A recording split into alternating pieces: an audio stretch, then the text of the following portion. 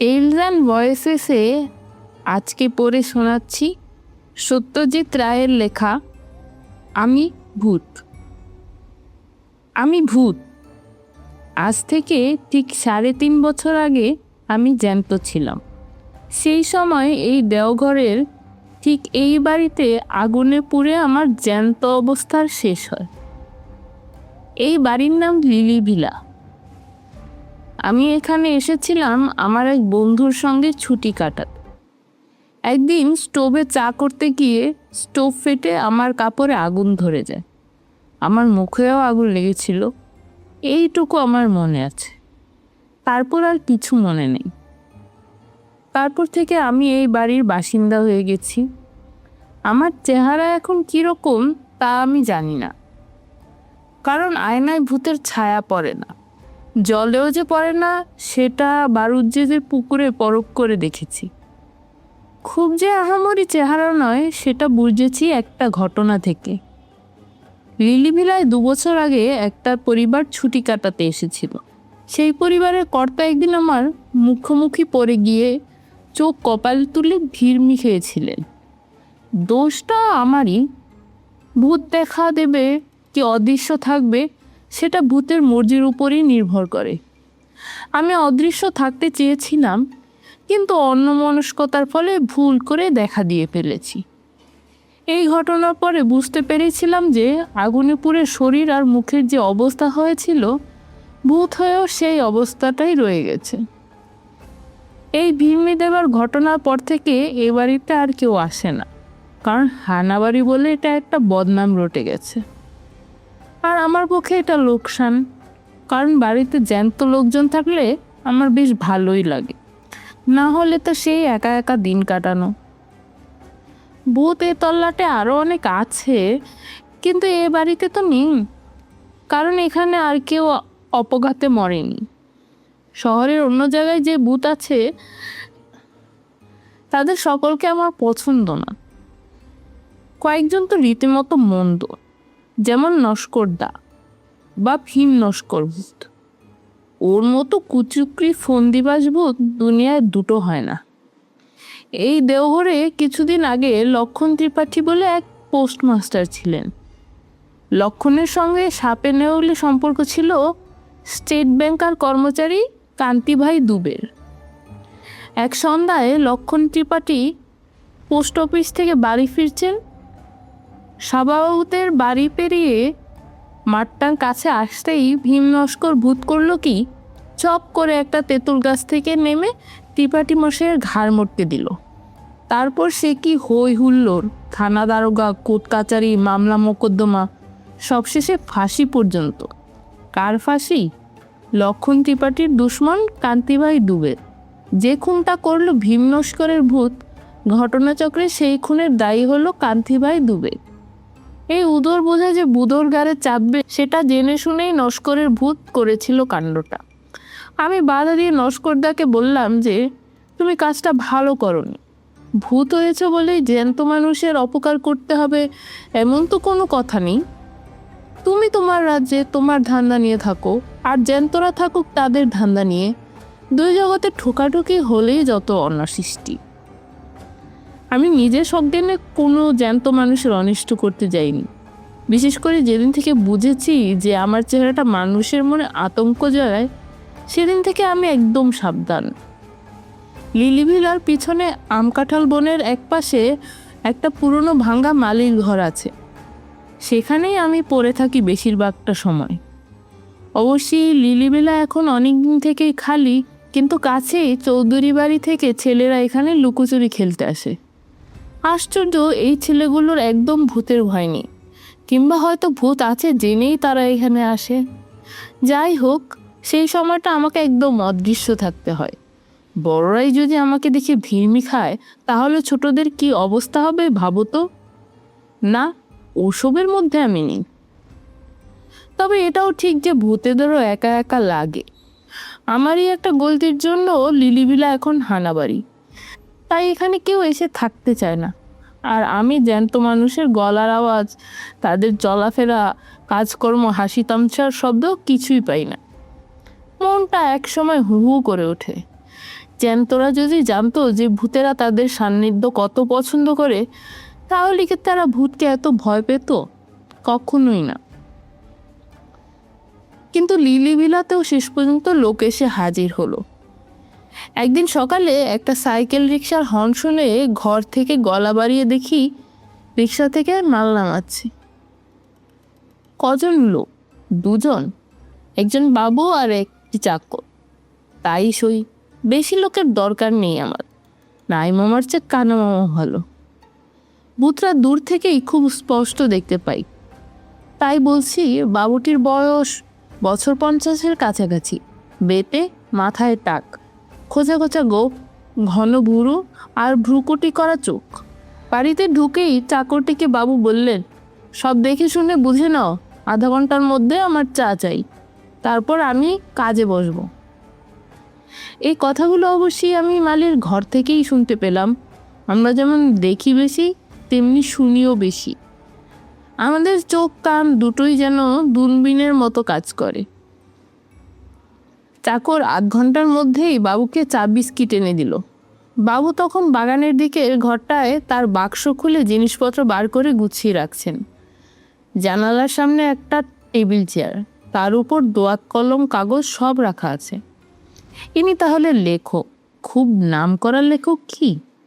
হ্যাঁ, তাই। ভদ্রলোক আসার ঘণ্টাখানেকের মধ্যেই দেওঘরের জনাস্টেক বাঙালি এসে হাজির হলো লিলি ভিলাতে। তখনই জানলাম ভদ্রলোকের নাম নারায়ণ শর্মা।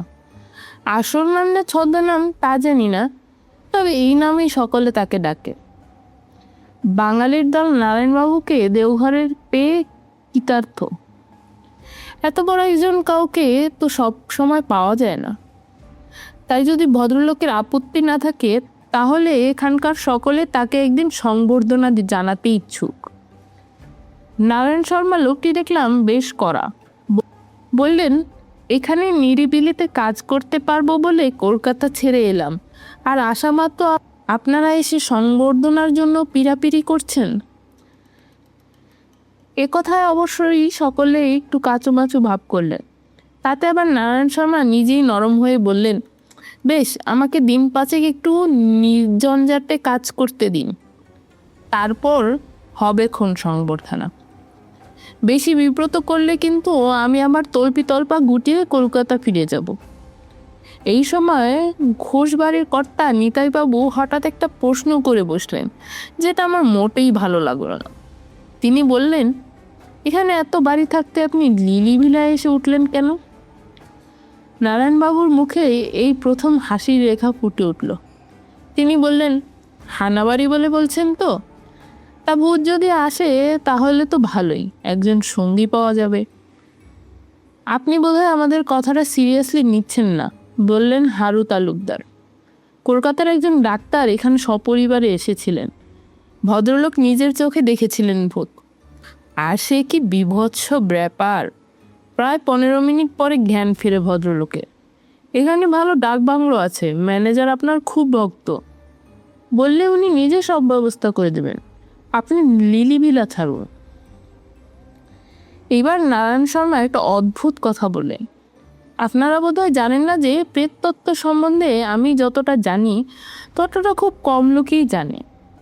আমার এখানকার লেখার বিষয়ও হচ্ছে ওই প্রেততত্ত্ব। সেই ডাক্তারের অবস্থা আমার কোনোদিনই পড়তে হবে না। আমি জোর দিয়ে বলতে পারি, তিনি ভূতের বিরুদ্ধে কোনো প্রিকশন নেননি, কোনো ব্যবস্থাও করেননি। আমি সেটা নেব এবং করব। ভূত আমার কিছু করতে পারবে। আপনারা সৎ উদ্দেশ্যেই এই উপদেশ দিতে এসেছেন তা জানি, কিন্তু আমি লিলিবিলাতে থেকেই কাজ করতে চাই। এ বাড়িতে আমি ছেলে বয়সে এসেছি, তখনকার অনেক স্মৃতি আমার এই বাড়ির সঙ্গে জড়িয়ে আছে।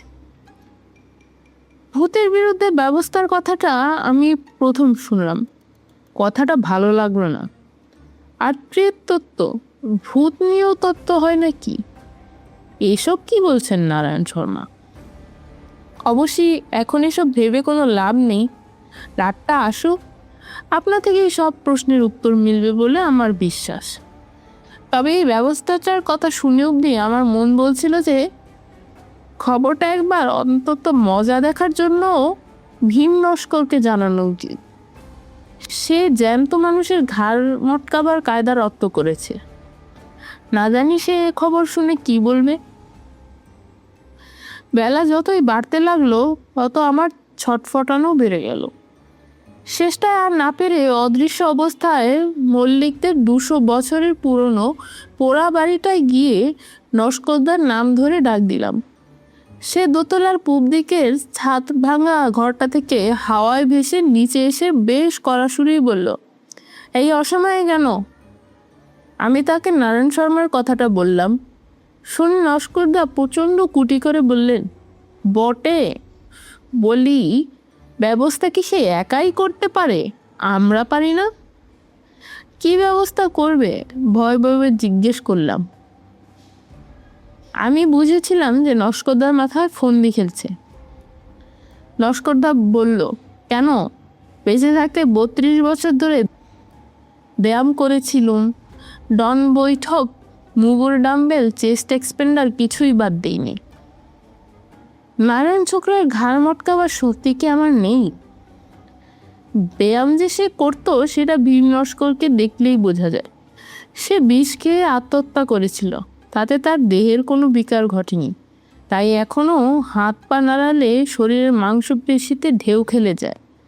আমি বললাম, তাহলে?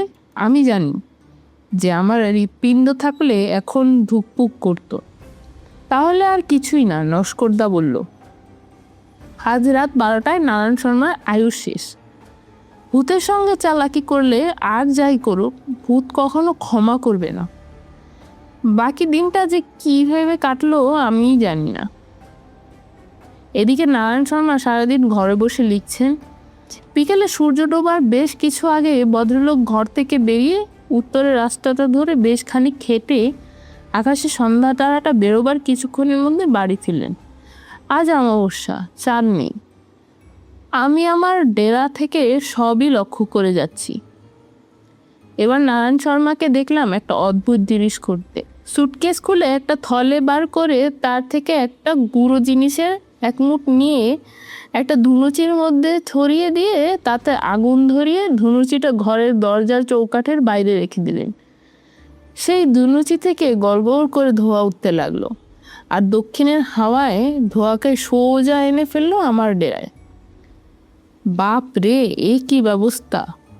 ভূতেরা কোনো গন্ধ পায় না, কিন্তু এই গন্ধ দেখছি নাকের মধ্যে গিয়ে একবারে ব্রহ্মতালুতে পৌঁছে গেছে। এ কি সর্বনাশ! এ অবস্থায় নস্করদাও এই বাড়ির ত্রিসীমানায় আসতে পারবে না। আর সত্যি তাই হলো। মাঝরাত্রি নাগাদ আমার ঘরের পিছনে পাঁচিলের ওদিক থেকে চাপা গঙ্গানি শুনলাম, সুধন্য, ও সুধন্য। সুধন্য আমার নাম। বাইরে বেরিয়ে দেখি রাস্তার ধারে ঘাসের উপর নাক টিপে বসে আছে ভীম নস্কর। নাকে সুরে কথা বলল সে। 21 বছর হলো গঙ্গা প্রাপ্তি ঘটেছে আমার, আর এই প্রথম জ্যান্ত লোকের কাছে হার মানতে হলো। মানুষ যে এত কল করতে পারে সে তো আমার জানা ছিল না। ও লোকটা পড়াশোনা করে নস্করদা, ও অনেক কিছু জানে। ও হুঁ, এমন একটা লোকের ঘাড় মটকাতে পারলে কি সুখ হতো বল দেখিনি। সে যে আর হবার নয় সে তো বুঝতেই পারছো। তা পারছি, আজ আসি, এক নতুন অভিজ্ঞতা হলো বটে। নস্করদা চলে গেল আর আমিও নিজের ঘরে ফিরে এলাম। আর তারপরেই বুঝতে পারলাম যে আমার ঘুম পাচ্ছে। ভূতের চোখে ঘুম, এ যে অভিনব, এই যে অভাবনীয়, অবিশ্বাস্য ব্যাপার। কিন্তু তা হলে কি হবে? ওই ধোঁয়াতে এমন জিনিস আছে যে ভূতকেও ঘুম পাড়ায়। অথচ রাতেই হলো ভূতের চড়ে বেড়াবার সমান। আমি আর থাকতে পারলাম না। একটা ঝিম ধরা অবস্থায় ঘরের মেঝেতে শুয়ে পড়লাম। ঘুম ভাঙলো একটা গলার শব্দে। সময়টা সকাল। আমি ধরফরিয়ে উঠে বসলাম। বসেই সামনে তাকিয়ে চক্ষু স্থির। ইনি যে নারায়ণ শর্মা সেটা বুঝতে পারছি, কিন্তু এর এমন দশা হলো কি করে? নারায়ণ শর্মাই আমার প্রশ্নের জবাব দিলেন। চাকরটা ঘুম থেকে ওঠেনি দেখে স্টোভ জ্বালিয়ে চা করতে গেছলুম। স্টোভটা বাস্ট করে ওরা বোধহয় ওদিকে আমার মৃতদেহের সৎকারের ব্যবস্থা করছে। আমি একটা ডেরা খুঁজছিলাম, তখন এই ঘরটা দেখতে পাই। এখানে আরেকজনের ঠাঁই হবে কি? আমি অত্যন্ত খুশি হয়ে বললাম, নিশ্চয়ই হবে। যাক, দুই মুখ পোড়ায় জমবে ভালো।